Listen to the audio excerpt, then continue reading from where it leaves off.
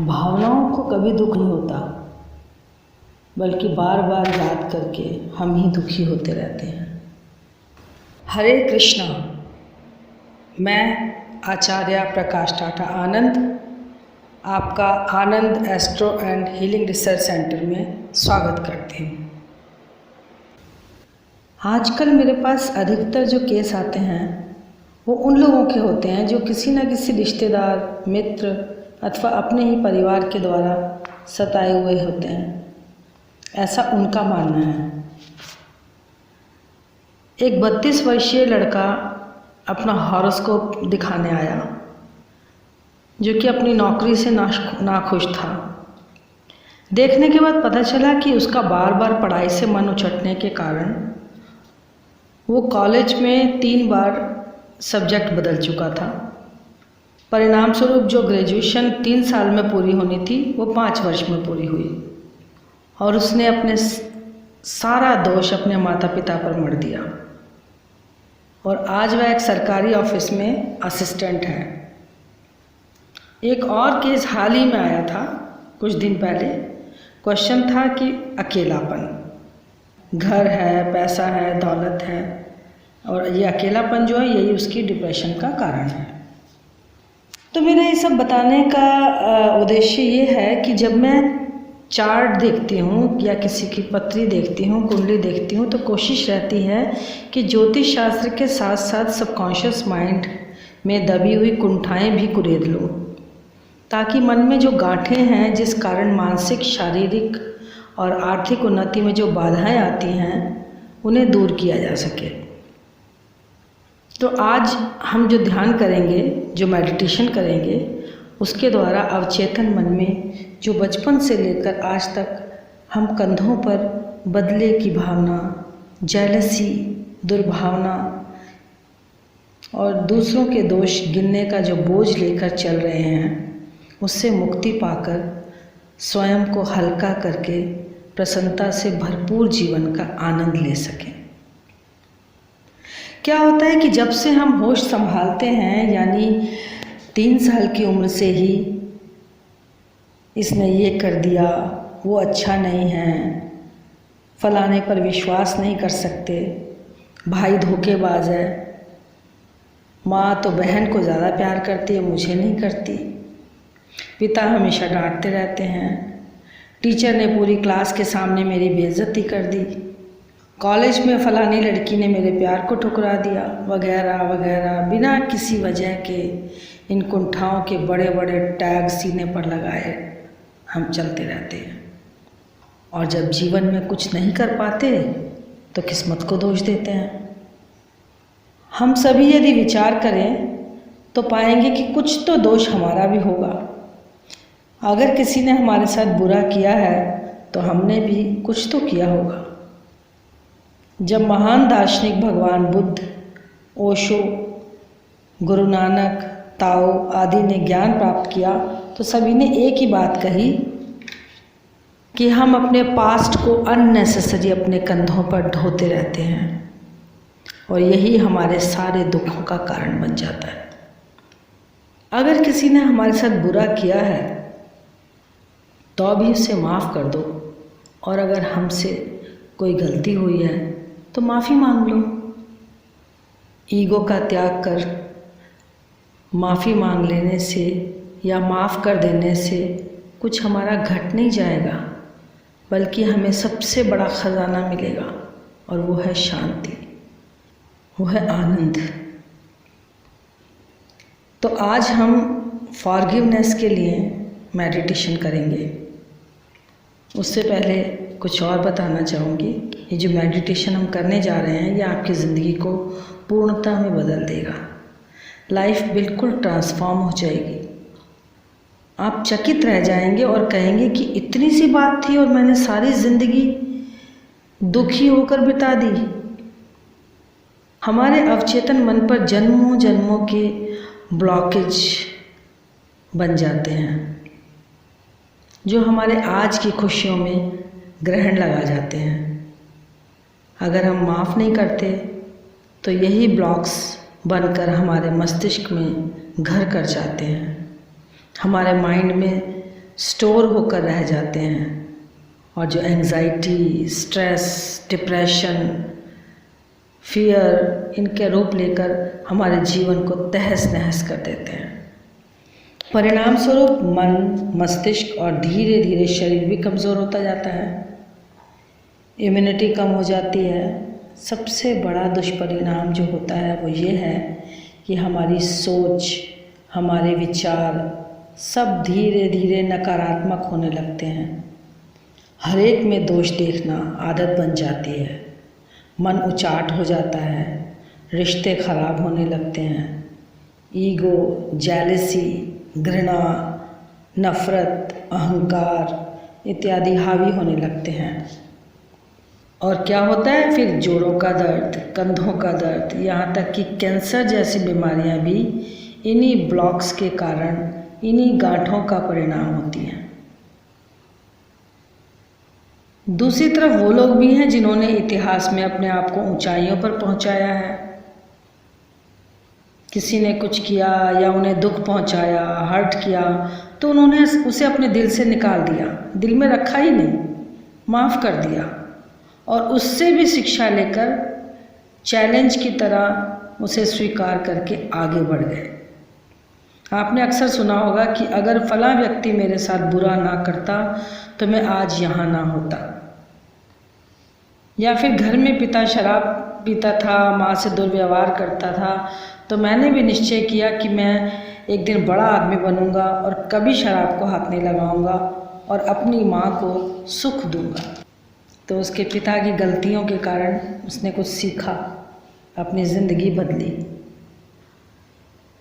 तो यहाँ मैं आपको विश्वास दिलाती हूँ कि यदि आप इस फॉरगिवनेस मेडिटेशन को अनुभव करेंगे तो आपकी ज़िंदगी धीरे धीरे एक आनंद में बदल जाएगी। आप वो सब कुछ पालेंगे जिसकी आपने कभी कल्पना भी नहीं की होगी। आप अपने जीवन को बिल्कुल ट्रांसफॉर्म कर देंगे। आपको अपने ऊपर गर्व होगा। आप अपनी आने वाली पीढ़ी के लिए एक मिसाल होंगे। तो अब आप यदि जीवन को बदलना चाहते हैं, सुखमय बनाना चाहते हैं, तो इस मेडिटेशन को रोज़ करें। केवल 10-15 मिनट रोज़ देने से आपका जीवन आपको चमत्कृत कर देगा। शुरुआत 21 दिन से करें, कम से कम 21 दिन तो अवश्य करें। और मुझे पूरा विश्वास है, पूरा यकीन है कि जब जीवन बदलेगा तो आप इसे हमेशा के लिए अपना लेंगे। इसके करने से बहुत लोगों के जीवन सुधरे हैं, बहुत से लोगों के रिश्तों की खटास दूर हुई है और बहुत से लोग अपने अनुभव शेयर करते करते रो पड़े हैं।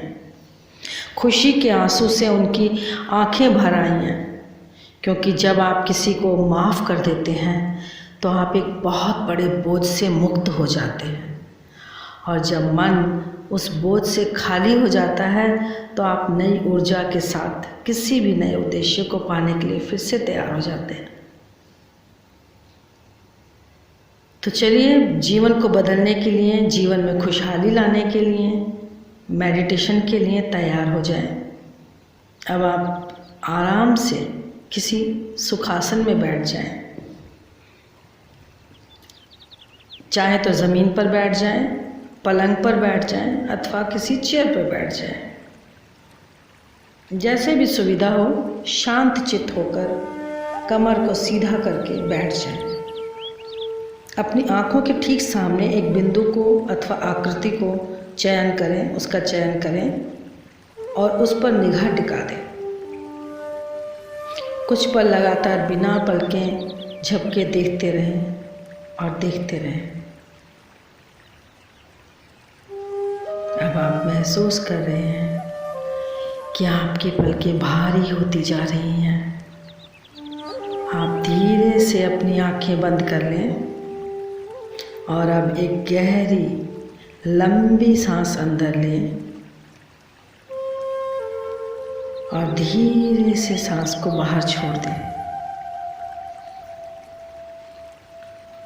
जैसे जैसे आपकी सांस बाहर आ रही है, आपका शरीर ढीला होता जा रहा है।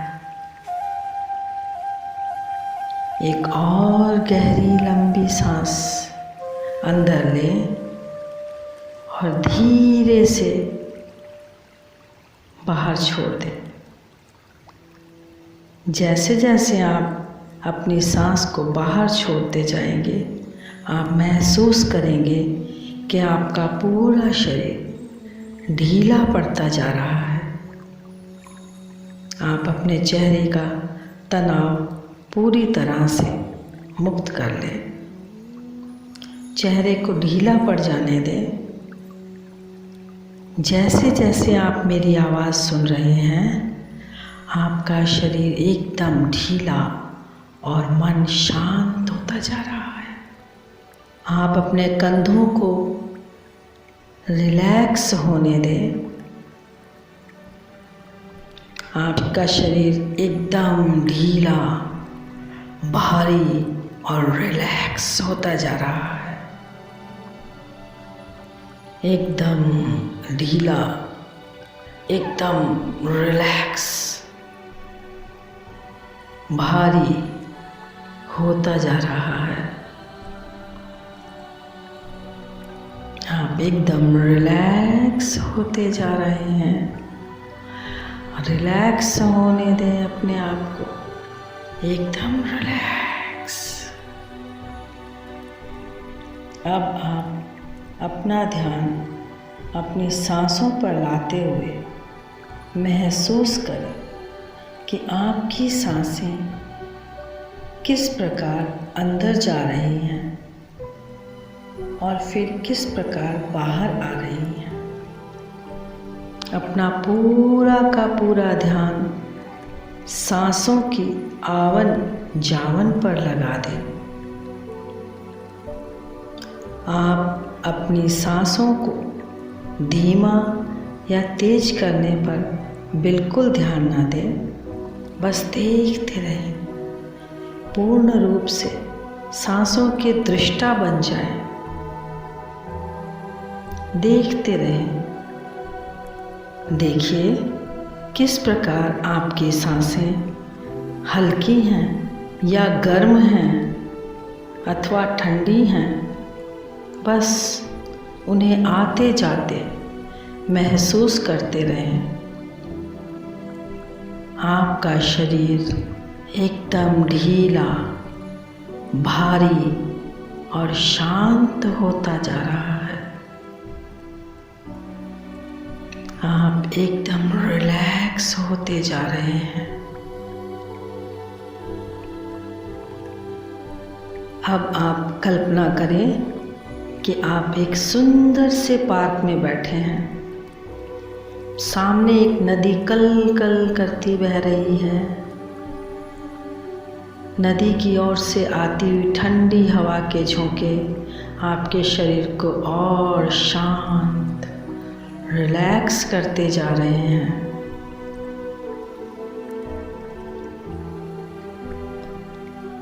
अब आप उस इंसान की कल्पना करें जिसने आपको दुख दिया है। यह आपका भाई, माँ, पिता, पड़ोसी या कोई पुराना मित्र भी हो सकते हैं, कोई रिश्तेदार भी हो सकता है। आप उसे आंखों के सामने देखकर अपनी भावनाओं से उसको ध्यान से देखें। देखिए वो बिल्कुल आपके सामने आकर खड़ा हो गया है। क्या उसे देखकर आपको गुस्सा आ रहा है? क्या नफरत हो रही है? क्या उसे देखकर जेलसी हो रही है? उसे देखिए और आपकी जैसी भी भावनाएं उभर कर आ रही हैं उसे आने दें। उन भावनाओं को दबाने की कोशिश ना करें, बस देखते रहें। गुस्सा आ रहा है, आने दें। रोने का मन हो रहा है तो रोके नहीं, आंसुओं को आने दें। अब उस बात को याद करें जिसके कारण आपके मन में उसके प्रति गुस्सा, नफरत अथवा दुख है। अब आप सोचें कि इस आदमी ने आपके साथ जो किया उससे आपके जीवन पर क्या प्रभाव पड़ा। आप इस बात पर ध्यान दें कि उससे आपके जीवन पर क्या प्रभाव पड़ा और आपने उससे क्या सीखा। मान लो आपके घर में पैसे को लेकर, प्रॉपर्टी को लेकर अथवा रोज़ रोज़ किसी अन्य बात पर लड़ाई से तंग आकर आपने घर छोड़ दिया, या हो सकता है आपको निकाल दिया गया, प्रॉपर्टी से बेदखल कर दिया, तो क्या आपको अपने पैरों पर खड़े होने की अथवा सक्षम होने की एनर्जी नहीं मिली? आप आज स्वावलंबी हो गए हैं। आप सर उठाकर कह सकते हैं कि मैं आज जो भी कुछ हूँ अपने दम पर हूँ।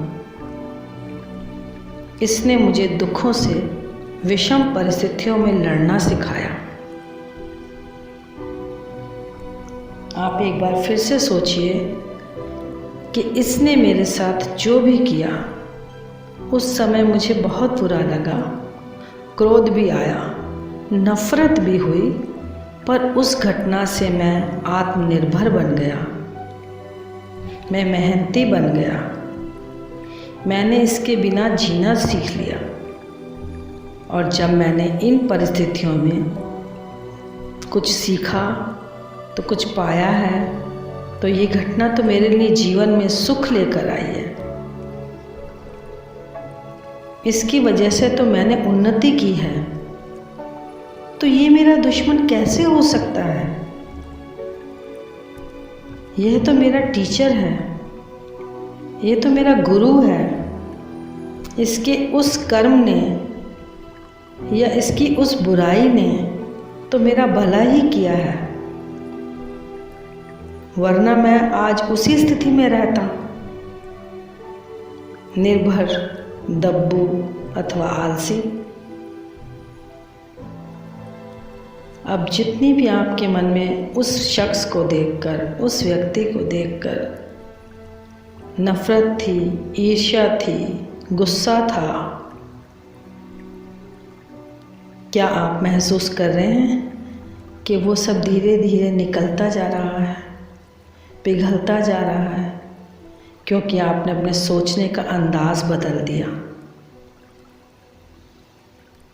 आप उस दिन की घटना को भी अच्छाई में देख रहे हैं। अब अपनी सोच को बदलें और उसका एहसान मानें कि उसकी नफ़रत और दुश्मनी की वजह से ही आप आज आत्मनिर्भर बन गए हैं, सक्षम हैं। इस फीलिंग को अपने हृदय में पनपने दें। जब इसके कारण आपने अपनी ज़िंदगी में कुछ अच्छा किया है तो वो बुरा कैसे हो सकता है? यह तो आपको राह दिखाने वाला है। मन को अच्छी भावनाओं से भरने दें। आप उस बुराई में भी अच्छाई ढूंढें। अब वो दिन भी याद करें जब आपने उसके साथ अच्छे दिन बिताए थे, आप उसके साथ खुश थे। आप उन सुख के पलों को याद करें, आँखों में खुशी के आंसू आने दें। उसने आपका दिल दुखाया है तो शायद वो भी दुखी होगा, और ये भी हो सकता है कि वो खुद भी ना जानता हो कि उसने आपके साथ बुरा क्या किया है। हो सकता है उसने किसी के कहने पर या किसी भावना से आपके साथ बुरा किया हो और उसे अपनी गलती का एहसास ही ना हो कि उसने कुछ गलत किया है। ये भी तो हो सकता है। तो उससे नफ़रत कैसी, उस पर क्रोध कैसा? उसकी सोच ही ऐसी है, उसके पास इतना ही ज्ञान है। तो आप क्या कर सकते हैं? अगर उसने बुरा किया है तो वो उसका स्वभाव ही ऐसा है। उसने आपको जो दुख दिया तो क्यों दिया? हो सकता है उसकी सोच, उसके विचारों की यही लिमिट हो। उस समय परिस्थितियां ऐसी ही रही हों। यदि आप उसकी जगह होते तो शायद आप भी ऐसा ही करते। हो सकता है उन दिनों आपने भी तो कुछ ऐसा किया होगा या कुछ कहा होगा, या आपके द्वारा भी तो कुछ ऐसी परिस्थितियां रही होंगी। कहते हैं ना कि ताली एक हाथ से नहीं बजती। और अब आप जब ये समझ चुके हैं कि इस इंसान के उस व्यवहार के कारण आप में कुछ बनने की हिम्मत पैदा हुई, आज आप जो भी हैं उस दुखद घटना का परिणाम है। अब आप ये भी जान चुके हैं कि मन में गुस्सा रखने या नफ़रत करने से कुछ हासिल नहीं होगा, बल्कि आप ही बार बार याद करके दुखी होते रहेंगे। कब तक इस बोझ को ढोते रहोगे? कब तक? उतार फेंकिए इस बोझ को। अब कल्पना करें कि वो शख्स आपके सामने खड़ा है। आप अपने इमेजिनेशन में उसके पास और पास जाएं और उसे गले लगा लें, और अपनी कल्पना में उसे गले लगाकर कहें, मैं तुम्हें माफ़ करता हूँ, मैं तुम्हें अपनी नफ़रत से, अपने क्रोध से आज़ाद करता हूँ, मैं तुम्हें माफ़ करता हूँ, आई फॉरगिव यू, मैं तुम्हें माफ़ करता हूँ, आई फॉरगिव यू, मैं तुम्हें माफ़ करता हूँ, आई फॉरगिव यू। ऐसा 4-5 बार दोहराएं। अब आप उसे कहें, मुझे याद है वो दिन जब आप मेरे हृदय के करीब थे। आपने मेरे लिए बहुत अच्छा किया, आपने मुझे प्यार भी दिया।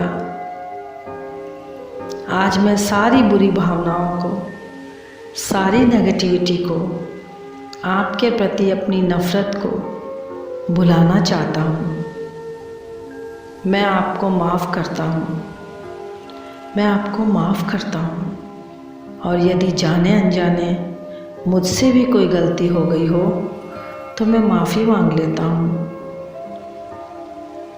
अपने मन के उद्गारों को बाहर निकलने दें, उसको अपने हृदय से सटा लें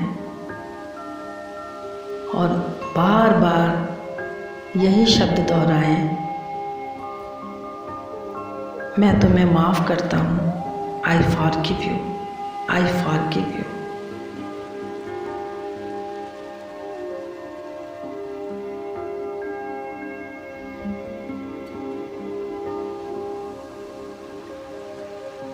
अब आप एक और काम कीजिए।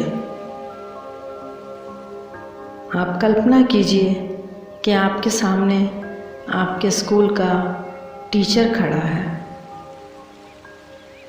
आपका टीचर आपके सामने है और आप कल्पना कीजिए कि आप स्कूल में जब शरारतें करते थे और टीचर आपको डांटते थे या सज़ा देते थे तो आपके मन में कितनी खुंदक, कितना गुस्सा आता था। अन्य साथियों के सामने सज़ा पाने पर बेइज्जती भी होती थी, पर कभी सोचा कि वो टीचर आपके भले के लिए ऐसा करते थे ताकि आप पढ़ लिख जाएं, शरारतें कम करें, पढ़ाई की तरफ ध्यान दें, अच्छे नंबरों से पास हों। पर कहीं ना कहीं अवचेतन मन में, आपके सबकॉन्शियस माइंड में उस टीचर के प्रति एक गुस्सा, एक नफ़रत का भाव आ गया है। आप याद करें कि वो किस सब्जेक्ट के टीचर थे। वो आपके सामने हैं, आपके पास खड़े हैं, उसी रूप में। आप थोड़ा और पास जाएं, उनके नज़दीक जाएं, हो सके तो उनके चरण स्पर्श करें और उनसे कहें कि आपने मेरे लिए जो भी कुछ किया मेरी भलाई के लिए किया। मुझे डांटा, मुझे मारा, मुझे सज़ा दी, वो सब मेरी भलाई के लिए था। किंतु मेरे मन में जो गुस्सा आपके प्रति था, मैं आपको माफ़ करता हूँ। I forgive you. मैं आपको माफ़ करता हूँ। I forgive you. मैंने भी आपको बहुत कष्ट दिए हैं, उसके लिए मैं आपसे क्षमा मांगता हूँ। I am sorry. मुझे माफ़ कर दीजिए, मुझे माफ़ कर दीजिए, मुझे माफ़ कर दीजिए।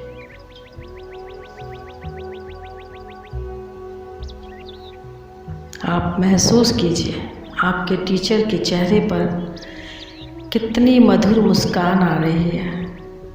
आप कल्पना में उसे देखिए कि उनके आंसू आ गए हैं, उनकी आंखें भर आई हैं, वो आपके सिर पर हाथ फेर रहे हैं, आपको प्यार कर रहे हैं, आपको गले से लगा लिया है। आनंद महसूस कीजिए।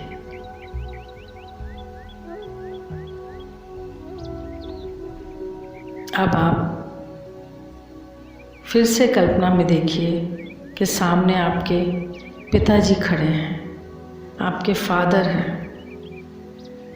कई बार उन्होंने आपको डांटा, कई बार उन्होंने आपको खिलौने भी ला कर दिए, आपको अपने कंधे पर भी घुमाया। परंतु जब वो गुस्से में आपको डांटते थे तो आपको बहुत बुरा लगता था। जब वो आपके सामने आपके भाई को प्यार करते थे, आपको बहुत बुरा लगता था। तो वो बुराई जो आपको बुरा लगता था, वो आपके मन में अभी भी बैठा हुआ है।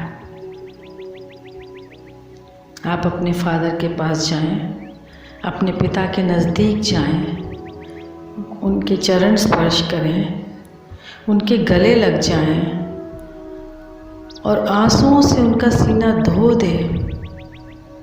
उन्हें कहें, मैं आपको माफ़ करता हूँ। I forgive you. मैं आपको अपनी दुर्भावनाओं के लिए माफ़ करता हूँ। I forgive you. मैं आपको माफ़ करता हूँ। I forgive you. मैंने आपको जो दुख दिए, आपका दुख, आपका दिल दुखाया है, उसके लिए मैं क्षमा मांगता हूँ। मुझे माफ़ कर दो।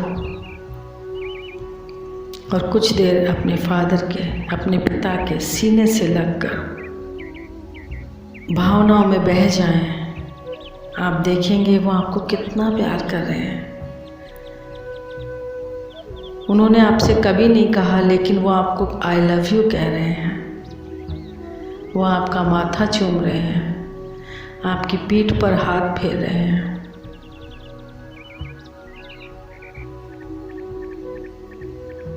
अब आप फिर से कल्पना करें कि आपके सामने आपकी माँ, आपकी जन्म देने वाली माँ, वो सामने आपके खड़ी हैं।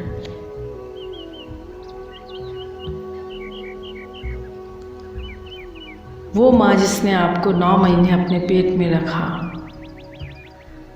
आपको जन्म दिया, आपके हर छोटे से छोटे दुख में भी वो दुखी हो जाती थी।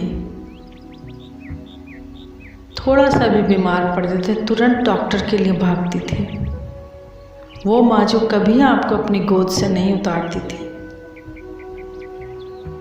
उस माँ को जो अगर कभी आपने दुख पहुँचाया है या उसने कभी आपको डांटा, मारा, गुस्सा किया, आपकी किसी बात से गुस्सा होकर, नाराज़ होकर उसने आपसे दुर्व्यवहार किया या आपसे कभी रूठ गई,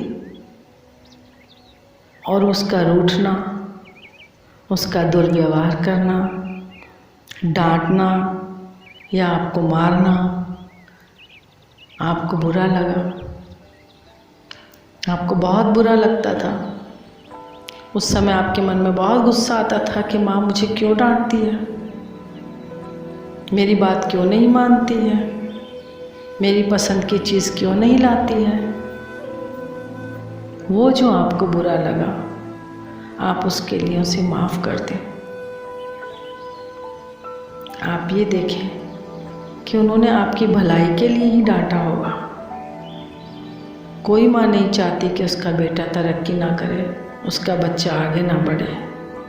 तो जो उसने आपके लिए जो भी कुछ किया, अगर आपको बुरा लगा तो आप उसे माफ़ कर दें। आप माँ के पास जाएं, माँ को गले लगा लें, माँ को अपने सीने से लगा कर बोले, माँ मैंने आपको माफ़ कर दिया, मम्मी मैंने आपको माफ़ कर दिया, मम्मी मैंने आपको माफ़ कर दिया। और फिर अपनी गलती के लिए भी माँ से माफ़ी मांगे कि ये माँ आपकी डांट को गलत समझ लेता था, आपकी मार से मैं तड़प जाता था, बुरा मानता था, मुझे गुस्सा आ जाता था। हे माँ, मैं आपसे माफ़ी मांगता हूँ, मुझे माफ़ कर दो, मुझे माफ़ कर दो।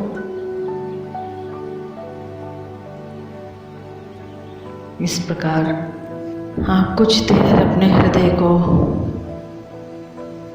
भावनाओं से भरकर देखते रहें, महसूस करते रहें, एकदम शांत हो जाएं, शांत हो जाएं, शांत हो जाएं। आपका मन जो विवल उठा है, जो आंसुओं से आपका गला रूंध रहा है, जो भावनाएं आपके हृदय में उठ रही हैं, उनको धीरे धीरे हल्के हल्के शांत करते रहें, शांत कर दें।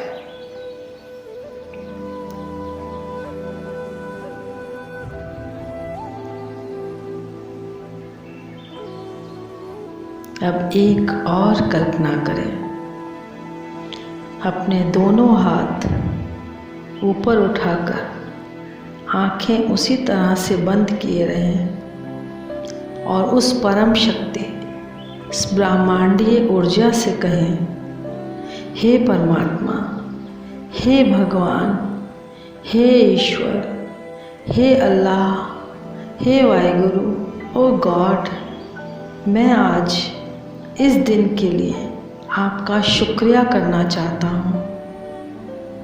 आज मैं परम शांति अनुभव कर रहा हूँ।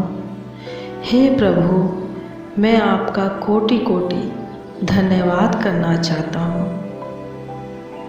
आपने मुझे यह दिन दिखाया। आज मैं अपने अंदर की सारी कुंठाओं को, सारे ब्लॉकेजेस को, सारी फ्रस्ट्रेशन को बाहर निकाल कर फेंक पा रहा हूँ। मैं आपका दिल से धन्यवाद करता हूँ। आपने मुझे ये सुंदर शरीर दिया। आपने मुझे अपनी प्रकृति का उपभोग करने के लिए आज्ञा दी। मैं कितना सेल्फिश हूँ, एहसान फरामोश हूँ कि आपकी रहमतों को भूल गया और कभी आपका शुक्रिया नहीं किया, कभी आपको धन्यवाद नहीं किया। पर आज मैं आपका कोटि कोटि धन्यवाद करता हूँ। मेरा धन्यवाद स्वीकार करो प्रभु, मेरा धन्यवाद स्वीकार करो, मेरा धन्यवाद स्वीकार करो। और ऐसा करते हुए अपने ईश्वर का आलिंगन कर लें। आपके सामने साक्षात आपके भगवान मूर्त रूप में खड़े हैं, उन्हें गले लगा लें, उनके चरणों में झुक जाएं और इस भावनाओं को कुछ मिनट तक महसूस करते रहें, उसमें डूब जाएं। आँखों में आंसू आ रहे हैं तो बहने दें। ये जन्मों जन्मों की मैल है, जो आपके हृदय पर जमी हुई थी, ये कई जन्मों की मैल है जो आपके हृदय पर जमी हुई थी, उसे इन आंसुओं से धो डालें, बहने दें। आप देखिए कितनी शांति का अनुभव करेंगे।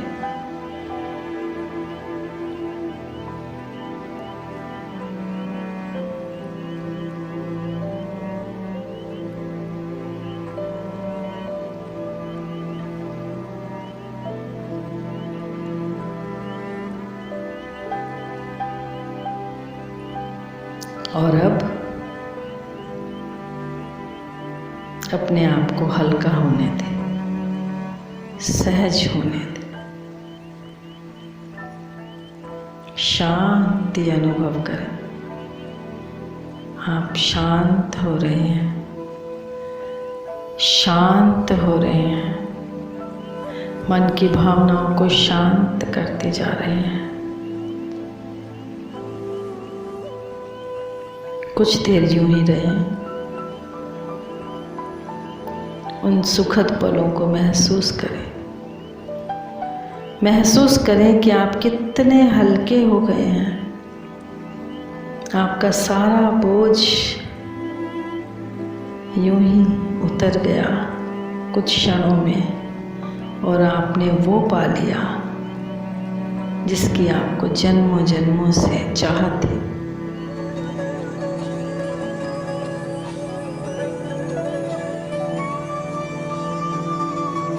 और अब अपनी हथेलियों को रगड़ें, थोड़ा गर्म होने दें। दोनों हाथों को आपस में रगड़ते हुए गर्माहट महसूस करें।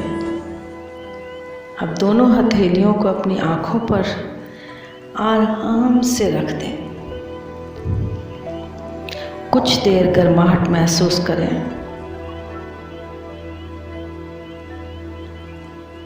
और मेरे 3 तक गिनने पर धीरे से अपनी आंखें खोल दें। 1, धीरे धीरे चेतना में वापस आए। 2, अब आप बहुत हल्का और अच्छा महसूस कर रहे हैं। और ये 3, बड़े प्यार से आंखें खोल दीजिए। कुछ देर मौन रहें और महसूस करें आपने जो भी अनुभव किए हैं उनका मनन करें, चिंतन करें।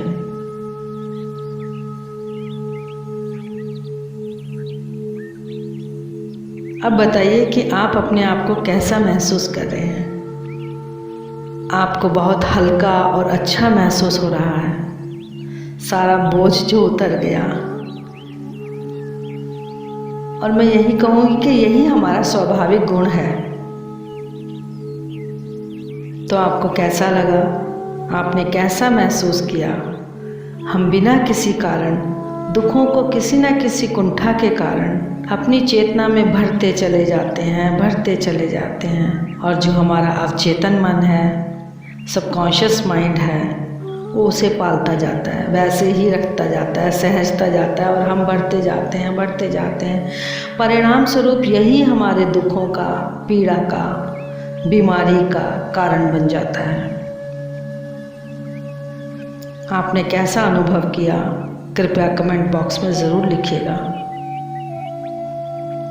अपनी समस्याएं मुझे आप व्हाट्सएप भी कर सकते हैं अथवा ईमेल द्वारा भी बता सकते हैं। नीचे मेरा फ़ोन नंबर और ईमेल एड्रेस है। अपनी अल्प बुद्धि से समाधान निकालने की कोशिश करूंगी, आपको जवाब अवश्य मिलेगा। यदि आपको ये बहुत अच्छा लगा है, आपको ये अच्छे अनुभव हुए हैं, तो कृपया इस वीडियो को अपने मित्रों में, अपने रिश्तेदारों में अवश्य शेयर करें, ताकि वो भी अपनी परेशानियों से छुटकारा पाकर आनंद का अनुभव कर सकें। अगर आपको अच्छा अनुभव हुआ है तो आप चाहेंगे कि आपके साथी लोग भी इसका लाभ अवश्य उठाएं। अभी तक यदि आपने सब्सक्राइब नहीं किया है तो कृपया सब्सक्राइब करके बेल आइकन को अवश्य प्रेस करें, लाइक करें और अगले नए टॉपिक को लेकर मैं फिर हाजिर होंगी, फिर मिलूँगी। तब तक के लिए धन्यवाद। हरे कृष्णा।